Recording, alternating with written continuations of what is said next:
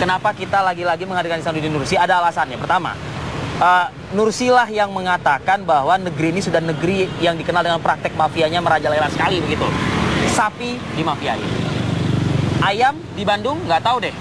Gejala-gejalanya bagaimana tuh? Mafianya juga nggak? Pedagang udah mulai mogok seperti Pedagang ini. sudah Saya mulai baca mogok. harga Gimana? kambing ikut merangkak naik. Itu di berita hari ini ya? Berita hari ini. Oke.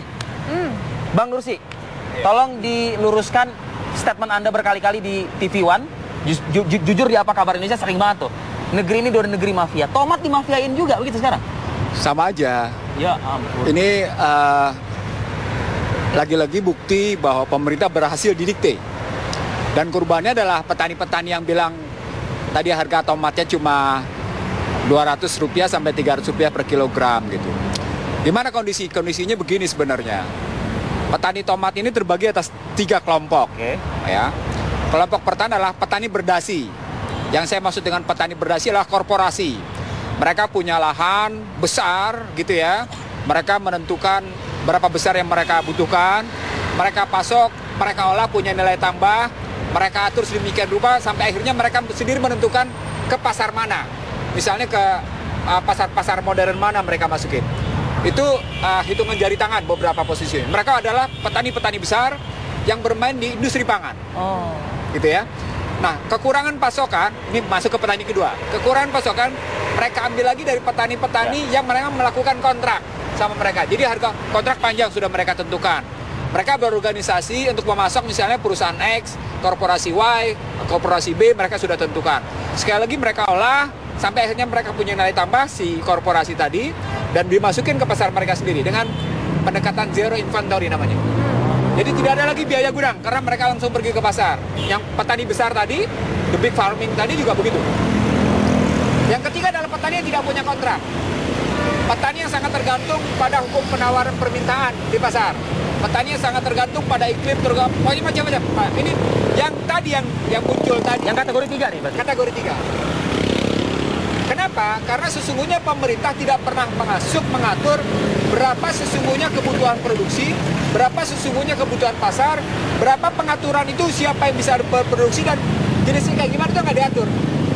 Pemerintah lepas tangan, itu yang disebut dengan negara tidak hadir. Negara tidak hadir. Yang hadir siapa? Para korporasi. Nah itu makanya saya bilang mafia tadi. Mafia itu. Para korporasi itu yang menentukan permainan itu gitu ya. Iya. Itu satu. Yang kedua, di akhir-akhir jabatan SBY bicara kedaulatan pangan, dan mulai mau diaplikasikan di era Joko Widodo, ini berhadapan dengan kekuatan mafia. Contoh sapi saya udah bilang, lalu kemudian jagung, lalu nanti berikutnya akan beberapa komoditas lain. Artinya korporasi-korporasi besar tidak lagi bisa menolak isu tentang kedaulatan pangan, tapi mereka ubah kontennya. Kenapa mereka bisa ubah kontennya? Karena mereka bisa menentukan dari hulu ke hilir. Anda boleh bicara baju kedaulatan pangan, tapi isi kami yang menentukan. Mereka ini korporasi yang Anda maksud tadi itu? Dan itu di dalam dan di luar. Suka tidak suka. Artinya Bang Nursi, kalau tadi Anda di awal mengatakan negara tidak hadir, negara tidak mengurus seperti itu. Kalau misalnya kita ganti dengan negara takut dengan mafia, negara takut dengan korporasi, seperti itu. Itu Anda benahi di sistem politik. Jangan pakai politik uang, karena biaya politik uang adalah korporasi. Itu Soekarno menyebutnya sebagai demokrasi perusahaan, saya menyebutnya sebagai demokrasi korporasi. Korporasi-korporasi besar lah yang biaya politik, dan kemudian mereka menagih janji. Cara mereka menagih janji gampang, taruh orang-orang yang disebut oleh teman-teman sebagai asong. Tukang asong kebijakan maksudnya, asong kepentingan maksudnya. Bang Nursi, ini kita tahu harga-harga kebutuhan sudah mulai melonjak. Adapun harga tomat yang menurunnya gitu loh. secara ini ya drastis seperti itu. Tetapi lagi-lagi pemerintah menyarankan untuk tetap tenang untuk melihat bagaimana kenaikan harga pokok dan juga harga-harga seperti ini. Bisa tenang seperti ini? Saya kebetulan bicara dengan otoritas, dengan pemerintah. Saya bicara kebetulan dengan mereka. Saya bilang di sini Bulog tidak bisa bikin apa-apa. Kenapa? Karena Bulog tidak punya storage, Bulog tidak punya kapasitas yang cukup khusus untuk tomat ya. Tomat tapi kumat. Kumat neolib maksudnya. Ini kan neoliberal. Ini neoliberal. Korporasi yang bicara berarti neoliberal kekuatannya. Karena pemerintah tidak berdaya. Di semua negara yang kekuatan neoliberalnya begitu, negara kewibawaannya di T posisi. Nah, kalau kemudian saya bicara dengan mereka, maka memang akhirnya pemerintah seperti yang tadi dibilang, pemerintah ngatur deh. Ya.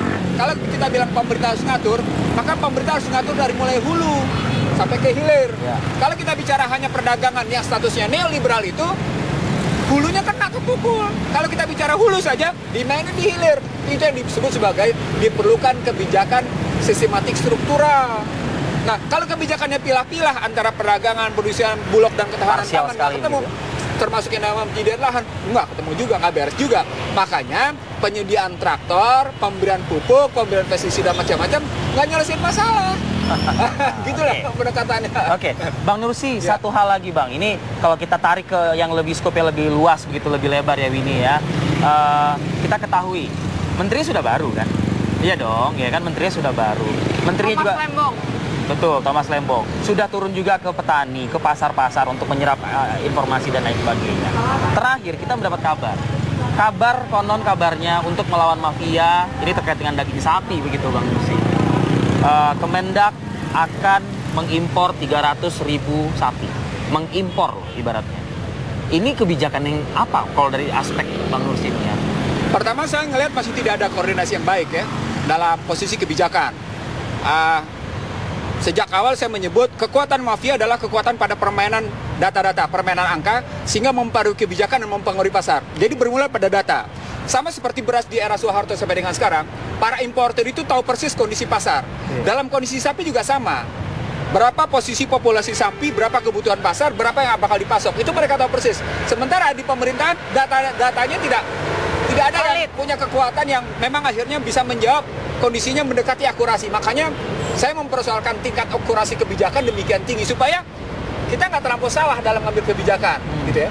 Sudah tidak boleh bohong, kita juga minimal salah, minim salahnya. Nah, pada konstruksi Anda dimasukin lagi sapi 300.000, itu artinya kita berhasil didikte. Keberhasilan kemarin kenaikan harga dengan impor lagi, itu kan artinya kemauan importer terpenuhi. Jadi yang katanya lawan mafia? Nggak ada. Selesai. Karena begitu Anda bilang saya setuju impor lagi 300.000, maka Anda berhasil kan kemarin buka lagi keran impor, tuntutan para importer. Ya. Sekarang dibilang Thomas Lembong menjawab, kami akan impor lagi 300.000. Ya terpenuhi. Lagi-lagi dong. negara kalah dong. Udah kalah. Di ruangan di tempat ini nih saya ngomongnya kayak gitu. Berarti kalau memang ada impor yang kemarin tersisa 50.000 tambah Iya. 300.000 jadi 350.000 lagi ya? Kurang lebih